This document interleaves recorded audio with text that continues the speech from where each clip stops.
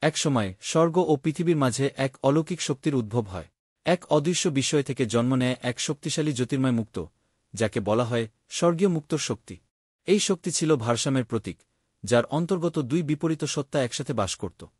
একদিকে আধ্যাত্মিক মুক্ত, যা শান্তি, আলো ও শুভ শক্তির প্রতীক; অপরদিকে দানবীয় মুক্ত, যা অন্ধকার, ধ্বংস ও বিশৃঙ্খলার বাহক। এই দুটি মুক্তর নিয়ন্ত্রণ ছিল স্বর্গরাজ্যের পরাক্রমশালী দেবতা ইউয়ানশি তিয়ানজুনের হাতে।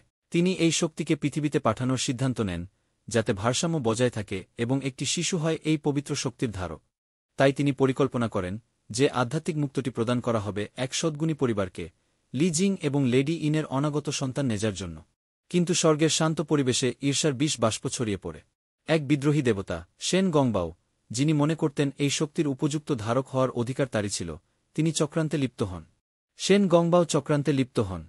গোপনে তিনি মুক্তগুলোর স্থান অদল বদল করে দেন।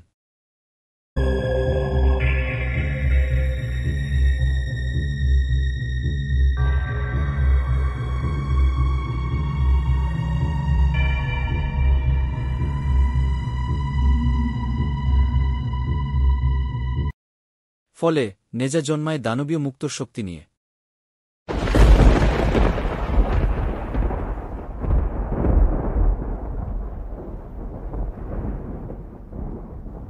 আশ্চর্যজনক এবং ভীতিকর পরিবেশে বৃষ্টিস্নাত এক অমাবস্যার রাতে বজ্রবিদ্যুৎ ও প্রবল ঝড়ের মধ্যে তার জন্ম হয়।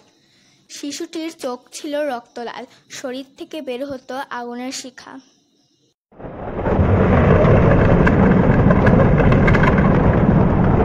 এবং জন্মের পরপরই সে অদ্ভুত শক্তি প্রকাশ করে বসে। নেজা আকাশে উড়ে যায়, পাহাড় কাঁপায়। গ্রামবাসীরা ভীত হয়ে পড়ে।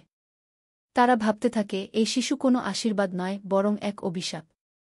তার নামে ছড়িয়ে পড়ে গুজব, সে নাকি একদিন পৃথিবী ধ্বংস করবে।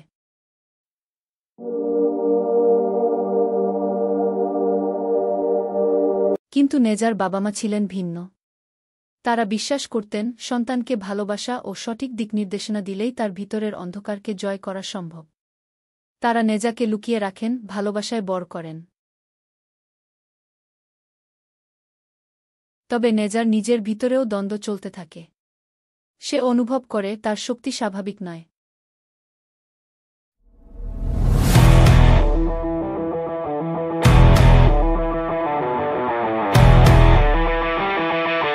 সে চায় অন্য শিশুদের মতো হতে, বন্ধু বানাতে, খেলতে। কিন্তু চারপাশের লোকেরা সবসময় তার থেকে দূরে সরে যায়, চোখে থাকে ভয় ও ঘৃণা। এই নিঃসঙ্গ জীবনের মাঝে একদিন নেজার জীবনে আসে আলো।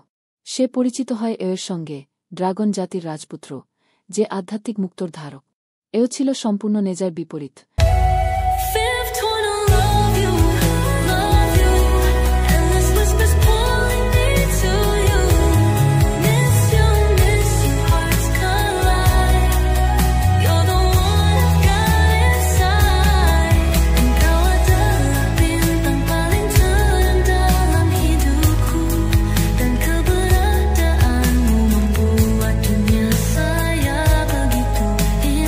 তবে ভাগ্যের চাকা নিষ্ঠুরভাবে ঘোরে।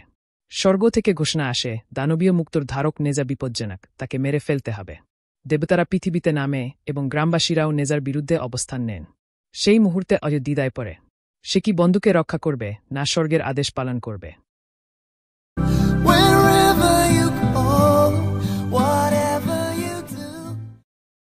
চূড়ান্ত যুদ্ধে নেজা বুঝে যায়, সে যাই হোক না কেন, তার হৃদয় এখনও নির্মল। সে আর অন্ধকারের হাতিয়ার হতে চায় না। যখন দেবতারা গ্রাম ধ্বংস করতে আসে, তখন নেজা নিজের জীবন বাজি রেখে সবাইকে রক্ষা করে। সে নিজের সমস্ত শক্তি ব্যবহার করে এক প্রতিরোধ সৃষ্টির মাধ্যমে আজও এবং গ্রামবাসীদের বাঁচায়।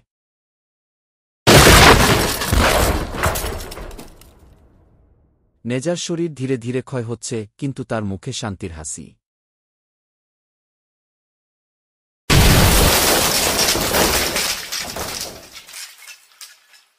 তার আত্মা আকাশে উড়ছে, অন্ধকার থেকে আলোয় রূপ নিচ্ছে।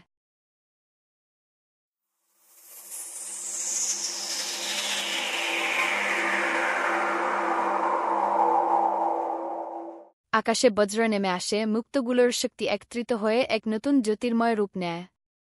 তার কণ্ঠস্বর ধ্বনিত হয় স্বর্গ ও পৃথিবী জুড়ে। আমি ভাগ্য দ্বারা নিয়ন্ত্রিত হব না, আমি নিজের পথ নিজেই ঠিক করব।